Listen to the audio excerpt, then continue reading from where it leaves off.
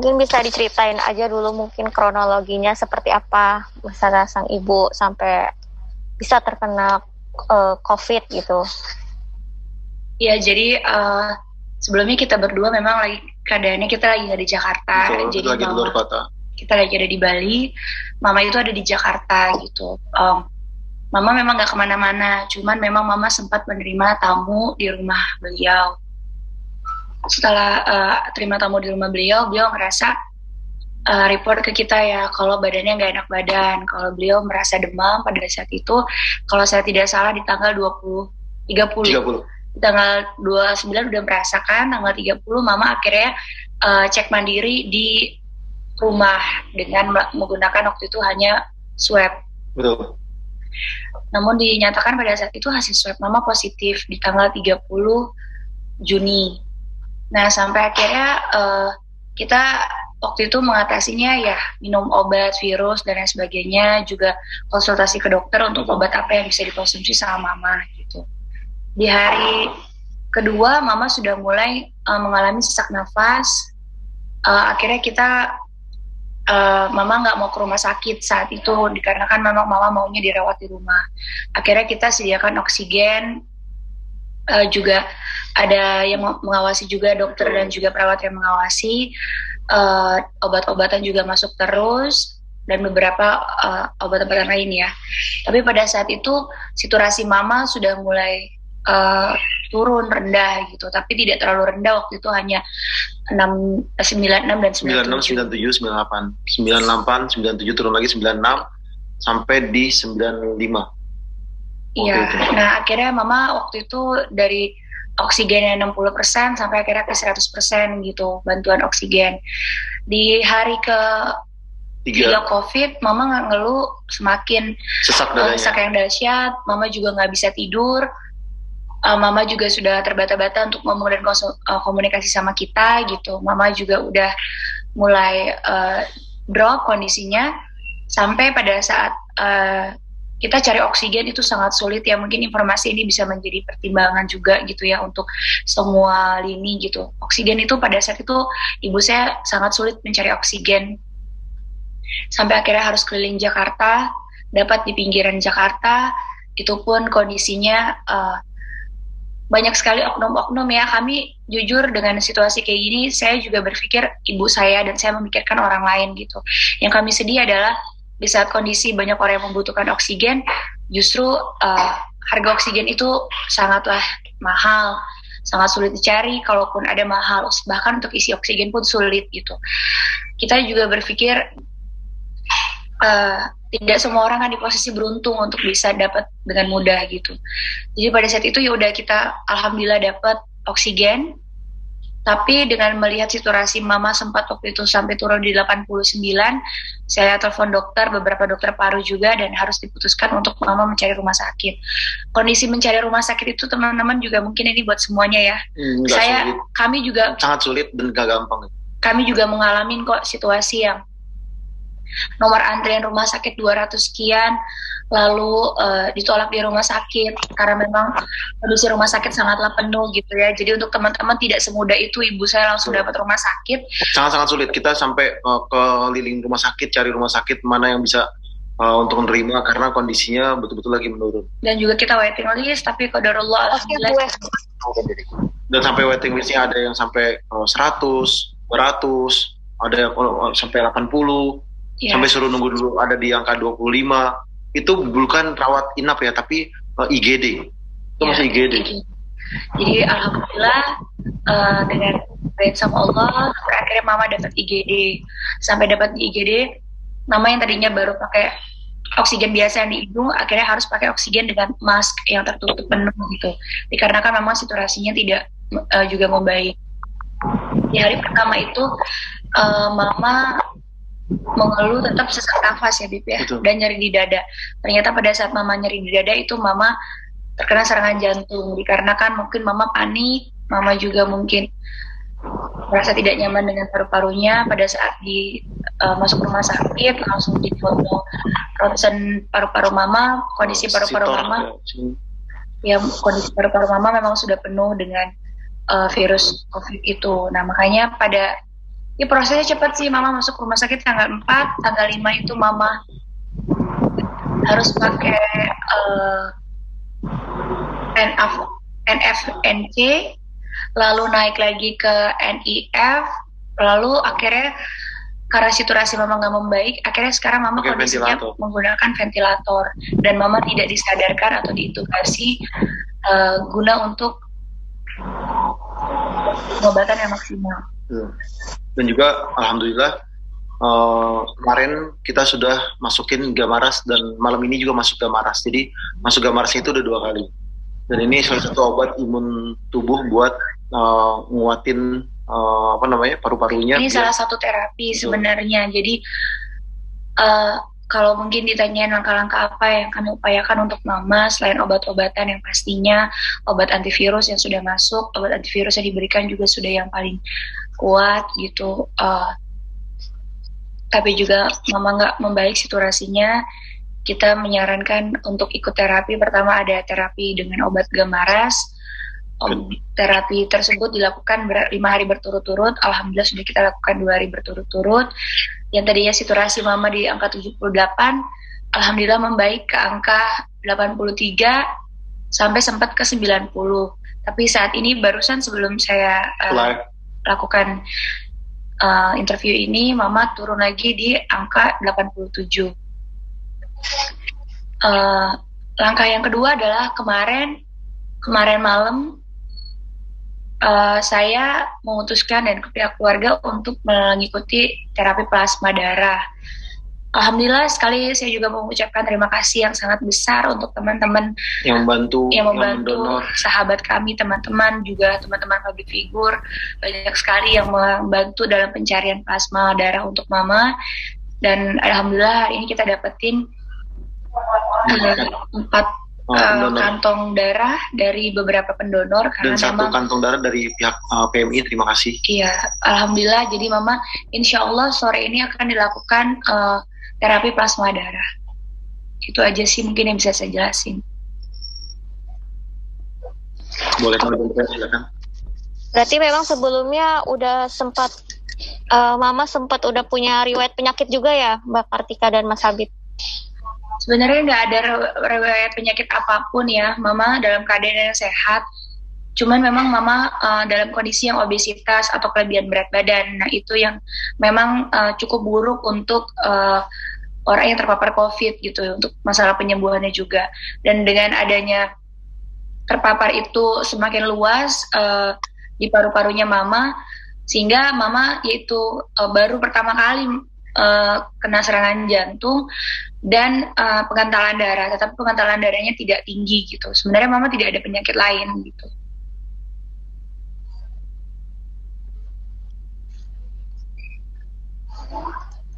Kartika, kondisi Mama saat ini seperti apa? Dalam stabilitas beliau gitu, dari saturasinya sekarang seperti apa? Saturasi hari ini kemarin kan alhamdulillah sampai 90, hari ini 87. Saya berharap doain semuanya biar saturasinya naik lagi sampai di angka normal dan sampai 100% insya Allah. Karena bantuan dengan alat itu bisa sampai 100%. Ya kondisinya Mama masih tidak sadarkan pastinya, karena memang Mama diintubasi untuk penggunaan ventilator. Jadi kondisinya memang masih tidak sadarkan. Untuk saturasi masih belum stabil.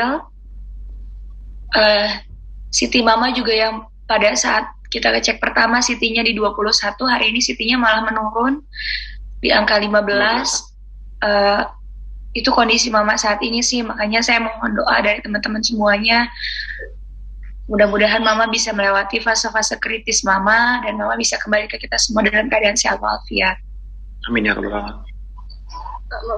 Put, untuk plasma itu sendiri, apakah kan sudah dapat 5 kantong atau 4 tadi? Sorry.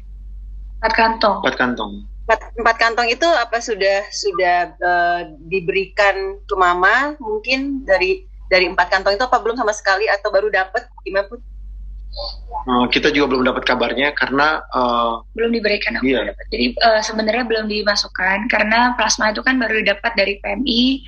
Terima kasih juga buat PMI yang udah memberikan darah, dapat 1 kantong dari PMI, yaitu baru kemarin. Jadi harus melewati dulu proses. Dan karena mama ini kan menjalani 2 terapi sekaligus, jadi tidak mungkin dilakukan oleh pihak dokter dalam saat bersamaan, karena khawatir nanti susah untuk mengetahui apabila terjadi alergi dan lain sebagainya atau penolakan dalam tubuh mama.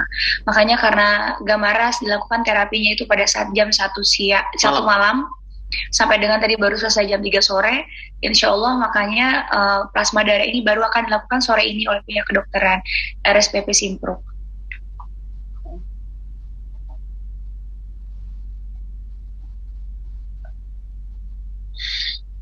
Mungkin ada lagi yang mau teman-teman tanyakan? Pasti ya oke, silakan. Mbak Kartika, mungkin sekarang Ibu kondisinya sadarkan diri apa seperti apa sih, mungkin lebih jelasnya?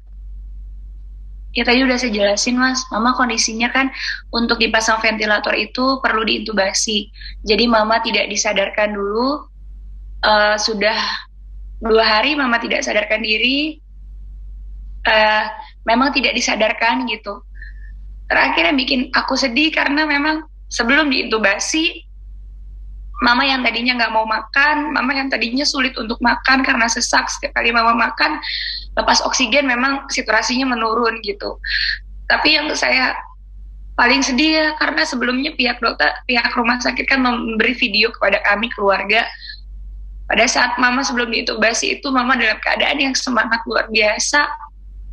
Mama dalam keadaan yang mau makan, tapi karena kondisinya, tapi qadarullah gitu, karena situasinya terus menurun. Jadi pada saat itu yang bikin saya hancur adalah ketika saya melihat terakhir kali saat ini ya, karena saya yakin Mama saya pasti sembuh. Terakhir kali saya melihat Mama diintubasi, sebelum diintubasi, beliau masih sangat sadar, beliau masih respon yang baik gitu. Itu yang paling yang selalu saya putar ulang-ulang videonya Mama gitu. Dan mungkin karena satu pesan Mama juga kemarin waktu sebelum diintubasi, saya masih ada di Bali gitu, Mama cuma pesan nak pulang gitu. Itu aja sih, makanya saya langsung pulang ke Jakarta. Kak Karput? Ya. Sebelum Mama masuk ruang inkubasi itu ada komunikasi terakhir nggak? Mungkin seperti apa Kak Karput memberikan semangat, memberikan motivasi, karena kan di situ Mama pasti butuh banget yang namanya semangat dan dukungan ya. Nah, lalu yang kedua, Habib sendiri nih sebagai menantu dan juga suaminya Kak Karput, seperti apa sih memaintain agar ya Kak Karputnya juga nggak ngedown mentalnya, Mama juga tetap terjaga kesehatannya? Mungkin bisa diceritain nggak Habib seperti apa Habib? Terima kasih. Jadi alhamdulillah saya selalu bilang sama istri saya, insya Allah Mama sehat, Mama kuat, Mama juga berjuang, kita juga berjuang.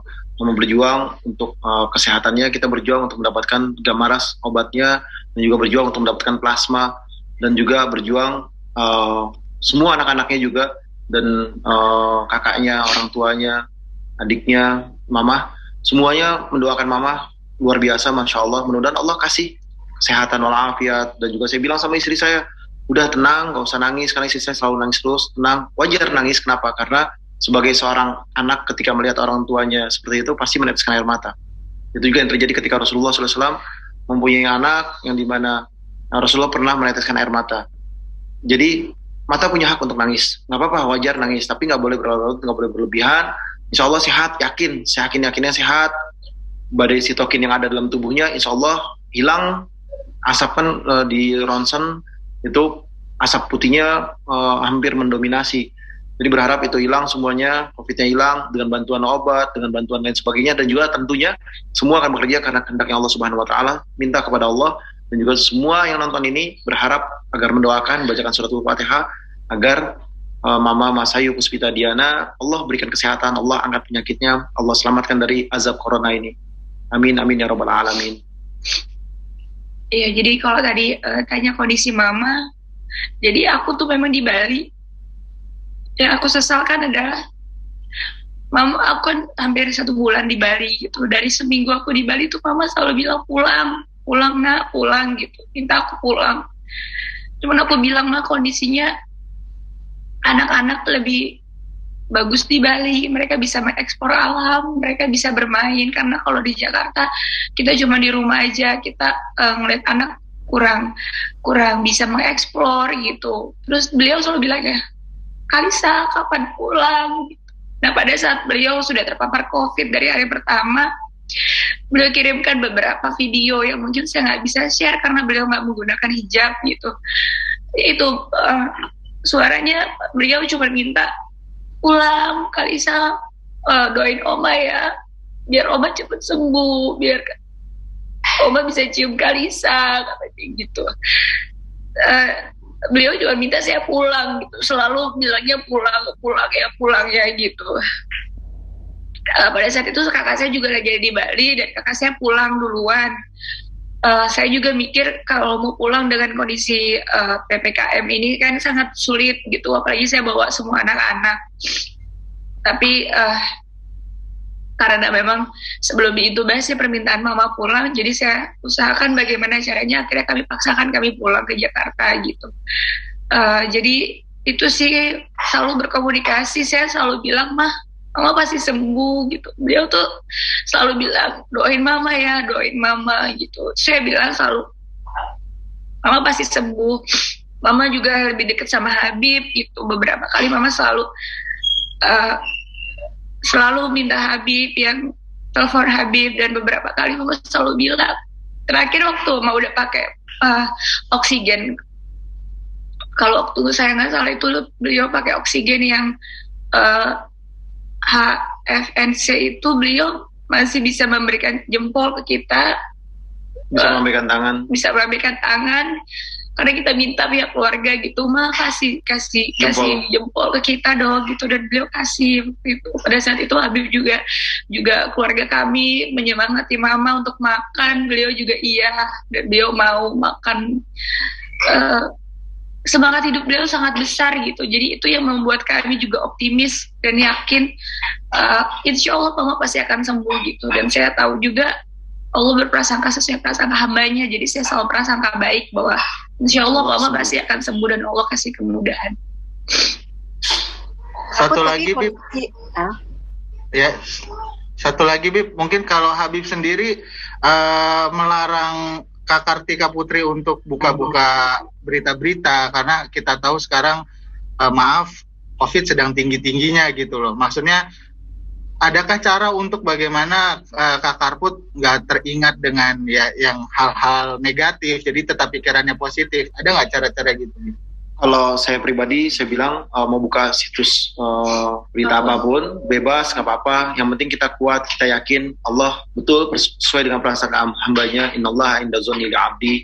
Saya yakin Allah prasangka sesuai prasangka kita yakin sehat, kita yakin sembuh, kita yakin Allah Subhanahu Wa Taala akan menolong mama. COVID-nya diangkat semuanya, disehatkan dadanya, badannya semuanya, dan juga CT-nya semakin bagus, semakin meningkat, dan juga oksigennya juga bagus, terus meningkat. Akhirnya dokter bisa mengambil tindakan untuk step selanjutnya, yang insya Allah mudah-mudahan sadar dan sehat. Amin ya rabbal alamin.